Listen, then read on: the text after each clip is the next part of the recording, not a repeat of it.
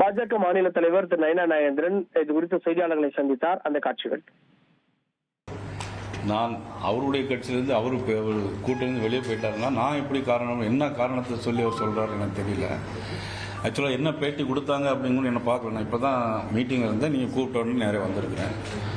பாரதிய ஜனதா கட்சி என்றைக்குமே கூட்டணியை வலுப்படுத்த வேண்டும்னு நினைக்கிறோம். அதுலேயும் என்னுடைய தனிப்பட்ட முறையில் திமுக ஆட்சியை அகற்ற வேண்டும்னு சொன்னால் எல்லோரும் ஒன்று சேரணும்ட்டு நான் எல்லா நேரங்களிலும் பேசுகிறேன். ஒரு இடத்துலையாவது நான் யாரும் வேண்டாம்னு சொன்னதே கிடையாது. எல்லா காலத்திலும் எல்லா பேட்டியும் என்னுடைய எல்லா பேட்டியும் எடுத்து பார்த்தா எல்லாரும் ஒன்று சேர்ந்தாதான் திமுகவை வீழ்த்த முடியும் அப்படின்னு தான் நான் எல்லா இடத்துலையும் சொல்லியிருக்கேன். அவர் பயன்படுத்தின பதம் ஆணவத்துடன் நடந்து கொள்கிறார் நயினா நாகேந்திரன் அப்படிங்கிற மாதிரி ஒரு வார்த்தை. டிடிவி தினகரன் முன்னாள் மாநில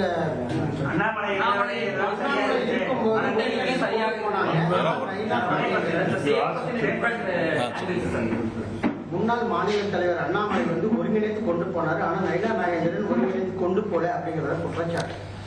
அது அவர் சொல்ல குற்றச்சாட்டுக்கு நம்ம எப்படி பொறுப்பேற்க முடியும்? ஒருத்தர் இருக்காங்கன்னா யார் வேணாலும் என்ன வேணாலும் சொல்லலாம். இப்போ பாராளுமன்ற தேர்தலில் பார்த்தீங்கன்னா டிடிவியோட கூட்டணியில் இருந்தோம். அதுக்கு முன்னாடி பார்த்தீங்கன்னா அதுக்கு முந்தைய இந்த சட்டமன்ற தேர்தலில் பார்த்தீங்கன்னா 165 இடத்துல போட்டி போட்டாங்க. 2% ஓட்டு வாங்கியிருக்காங்க. நாங்கள் யாரையும் குறை சொல்லலையே. அவர் சொல்கிற மாதிரி நாங்கள் யாரையும் திருப்பி குறை சொல்ல வேண்டிய அவசியம் இல்லை. அதுக்கான ஏற்பாடு அதுக்குள்ள ஆளும் நாங்கள் இல்லை.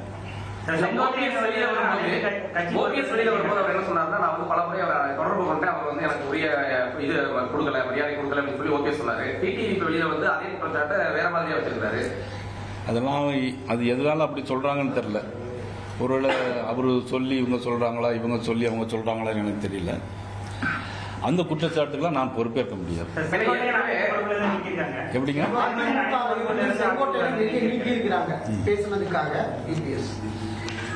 அதிமுக கட்சியினுடைய பொதுச் செயலாளர் திரு இபிஎஸ் அவர்கள், இது அவருடைய உள்கட்சி பிரச்சனை. அதில் நம்ம அதைப்படி கருத்து சொல்ல முடியாது, அதை பத்தி பேசவும் முடியாது.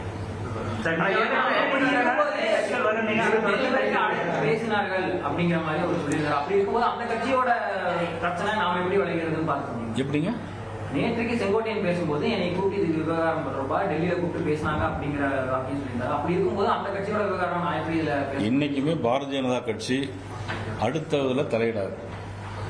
ஏப்ரல் 12ஆம் தேதி அந்த கூட்டணி பற்றி பேசும்போது மாண்புமிகு உள்துறை அமைச்சர் அமித்ஷா அவர்கள் தெளிவாக சொல்லியிருக்காங்க.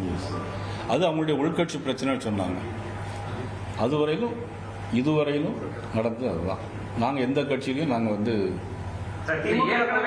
அதாவது என்னன்னா டிடிவி ஓபிஎஸ் 2 பேரும் விலகி போனவங்களா கட்சிக்குள்ள சேர்த்த மாட்டேன்னு சொல்லி அதிமுக சொல்லியிருக்காங்க. ஆனா அதிமுக பாஜக கூட்டணி தெளிவா போகணுன்றதுக்காக நீங்க டிடிவி எப்படி இருந்தாரா ஒரு தகவல் இருக்கு. நாங்க எப்படி வெளியேற்ற முடியும்? அவர் ஒரு தனி கட்சி வச்சிருக்காரு. அவர் கட்சி நம்ம எப்படி வெளியே போக சொல்ல முடியும்? நாங்க இன்னைக்கு அவர் மேல மரியாதை வச்சிருக்கிறோம். இப்பவும் நான் சொல்றேன், எல்லாரும் ஒன்னா வந்தாதான் திமுக வீழ்த்த முடியும். திமுக வீழ்த்த வேண்டாம்னு நினைச்சாங்கன்னா அவங்க அவருடைய விருப்பம் அது. ஆனா திமுகவை வீழ்த்தணும்னு சொன்னா எல்லாரும் ஒன்று சேரணும். இன்னைக்கு சொல்றேன், ஆரம்ப காலத்திலிருந்து நான் தலைவர் பதவி ஏற்ற நாளிலிருந்து நான் சொல்லிட்டு இருக்கேன். இன்னும் குறிப்பாக சொல்ல போனா, நான் தலைவராகிறதுக்கு முன்னாடியே சட்டமன்ற கட்சி தலைவராக இருக்கும்போது இன்றைக்கு இருக்கிற அண்ணன் சேலஞ்சர் துறை எம்எல்ஏ எங்க இருக்காரு, அவருக்கு நல்லா தெரியும். அன்னைக்கே நான் கூட்டணி வேணும், திரு டிடிவி கூட்டணி வேணும்னு அன்றையிலிருந்து இந்த வரையில் நான் சொல்லிட்டு தான் இருக்கேன். அமித்ஷா அதிமுக ஒருங்கிணைக்க முயற்சி பண்ணாரு. ஆனா அந்த முயற்சி கைகூட நம்பிட்டு இருந்தா, ஆனா அது நடக்காதனால கூட்டணியிலிருந்து வெளியேற்ற அது அவருடைய சொந்த கருத்தா இருக்கும். அதுக்கு எப்படி மாண்பு உள்துறை அமைச்சர் எப்படி அதை கருத்தில் எடுக்க முடியும்? நீங்க மாண்பு உள்துறை அமைச்சர் அப்படி எங்கேயாவது சொல்லியிருக்கிறாங்களா? இல்லையே. பிறகு எப்படி அந்த கருத்தை நீங்க சொன்னது மாதிரி எப்படி சொல்ல முடியும்? நீங்க ஒரு கருத்தை சொல்றீங்க, உள்துறை அமைச்சரால முடியாது அப்படின்னு சொல்லி உள்துறை அமைச்சரை நீங்க வம்புக்கு இழுக்கிறீங்களே. ஏன் உள்துறை அமைச்சரை வம்புக்கு இழுத்தா அவருடைய அது தேவையில்லாத விஷயம் தானே அது.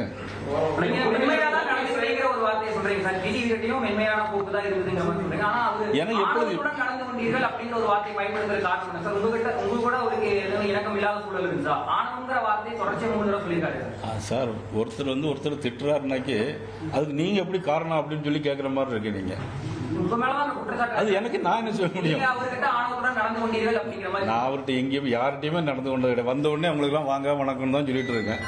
போகும்போது போயிட்டு வரேன்னு சொல்லிட்டு தான் போறேன். எங்கள் கட்சி ரொம்ப துக்குடா கட்சி மாதிரி நினைச்சுக்கிட்டாரு அப்படிங்கிற ஒரு வார்த்தையை சொல்றாங்க சார். துக்குடா கட்சி நம்ம யாரையுமே நினைக்க முடியாது. அப்படின்னா நாங்கள் எதுவும் கூட்டணி சேரணும்னு ஏன் சொல்றோம்? என்னைக்குமே அவர் 1% வச்சிருக்காரா 2% வச்சிருக்காராங்கிறது முக்கியம் இல்லை. என்னுடைய நோக்கம் தனிப்பட்ட முறையில் நான் சொல்றேன். அதாவது எல்லாரும் ஒன்னா சேரணும், திமுக வேண்டாம்னு நினைக்கிறத மாதிரி எண்ணங்கள் இருந்தா அந்த மாதிரி பேசுறதுக்கு வாய்ப்பு இல்லை.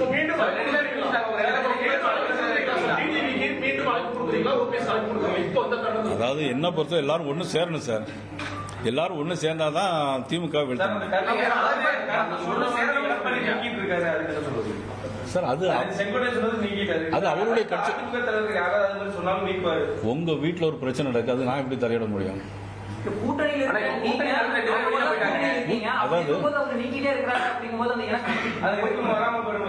சார் நீங்க சொல்லுது எனக்கு புரியல. எனக்கு எப்படின்னா அது அவருடைய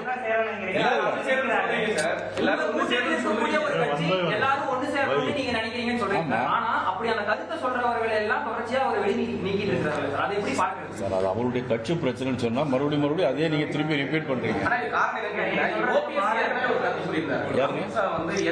பிரிஞ்சிருந்தவங்க எல்லாம் ஒண்ணு சேரணும் அப்படின்னு சொல்லி அமித்ஷா இந்த கட்சியை ஒருங்கிணைக்கிறதுக்கு நிறைய பாடுபட்டாருன்னு சொல்லி ஓபிஎஸ் வெளிப்படையாவே சொல்லியிருந்தாரு. அது எனக்கு தெரியாது. அவரும் மாநில உள்துறை அமைச்சர் என்ன பேசினாங்கன்னு எனக்கு தெரியாது. இல்ல அதாவது எனக்கு புரியல. அது நீங்க கேட்கிற கேள்வினா ஒருதலை பட்சமா கேட்கறீங்க. அப்படி பண்ண முடியாது. ஒரு கட்சி அதனுடைய பொதுச் செயலாளர் அதாவது அதனுடைய கருத்து சொல்ல முடியாது. இப்போ அவருடைய கருத்தை அவருடைய கருத்தை சொல்ல முடியாது. என்னுடைய கருத்தை உங்க மீது நான் திணிக்க முடியாது. இப்போ ஓபிஎஸ் சரி டிடிவி சரி கூட்டணியில இருந்து வெளியிட்டாங்க. மீண்டும் அவர்களை இணைப்பதற்கான முயற்சியில பாஜக தமிழக தலைமை முயற்சி செய்யும். அது எங்களுடைய அகில இந்திய தலைமை முடிவு செய்யும். ஆனால் அவர்கள் வந்தால் நல்லது. அவர்கள் வந்தால் வர வேண்டும் தான் சொல்றேன். வர வேண்டும்ன்ற ஒரு கருத்தை நீங்க சொல்றீங்க, ஊடகத்தில் சொல்றீங்க. அதே தனிப்பட்ட முறையில் அந்த கட்சிகளுக்கு அழைப்பு கொடுப்பீங்களா? என்ன தனிப்பட்ட முறையில் சொல்றேன், இந்த கூட்டத்திலே சொல்றேன். திமுக வர வேண்டாம், அவங்க என்ன இருந்தால் அவர்கள் வர வேண்டும். இங்கே நான் வரவேற்கிறேன். இன்னும் 8 மாசம் இருக்க தேர்தலுக்கு ஏன் அவசரப்படுறீங்க சார்? அதெல்லாம் வரும் சார். நீங்க எதிர்கட்சி விமர்சனத்தை தாங்கினா தானே சார் வளர முடியும். பழுத்து மறந்தாலும் சார் கல்லறி படும். வரட்டும் 7 மாசம் இருக்கு. இன்னும் 7 மாசம் இருக்கு சார். ரொம்ப அவசரப்படாதீங்க. நீங்க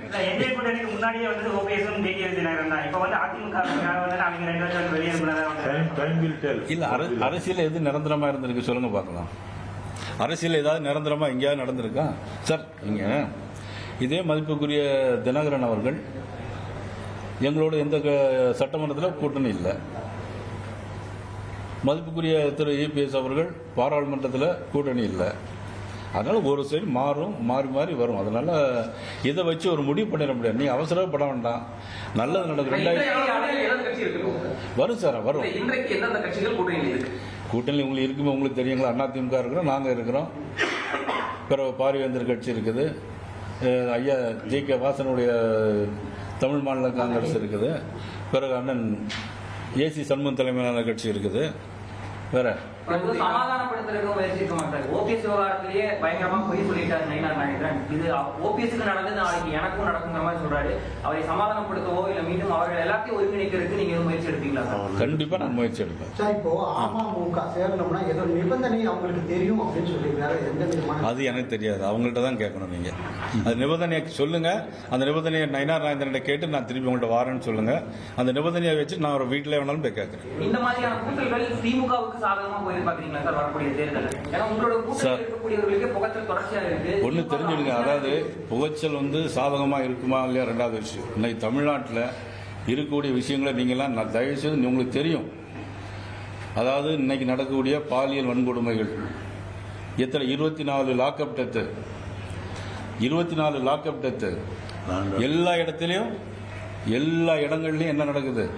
போதைப் பொருள்கள். அதுக்கு பிறகு எல்லாம் அடிபட்டு இன்னைக்கு நேற்று கூட ஒரு திமுக அது டிஜிபி ஆஃபீஸ்க்கு முன்னாடி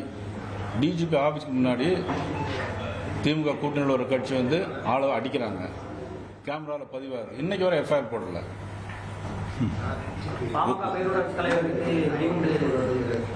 நாட்டு வெடிகுண்டு இது என்ன சார் இதுக்கெல்லாம் பொறுத்து நயினார் பாலாஜி வந்து நான் மாநில தலைவர் வர்றதுக்கு முன்னாலே இளைஞனுடைய மாநில துணைத் தலைவர்.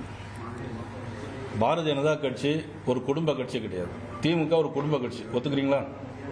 Very good. ஒத்துக்கிட்டா சரிதான். அதில் வந்து பார்த்தீங்கன்னா மதிப்புக்குரிய கலைஞர் அவர்கள் முதலமைச்சர், அதுக்கப்புறம் மதிப்புக்குரிய நம்முடைய முதலமைச்சர் இன்னைக்கு ஸ்டாலின் அவர்கள், அதன் பிறகு துணை முதலமைச்சர் யார்? நமது மதிப்புக்குரிய விளையாட்டுத்துறை அமைச்சர் உதயநிதி ஸ்டாலின் அவர்கள், நாடாளுமன்ற உறுப்பினர் திரு கனிமொழி அவர்கள்,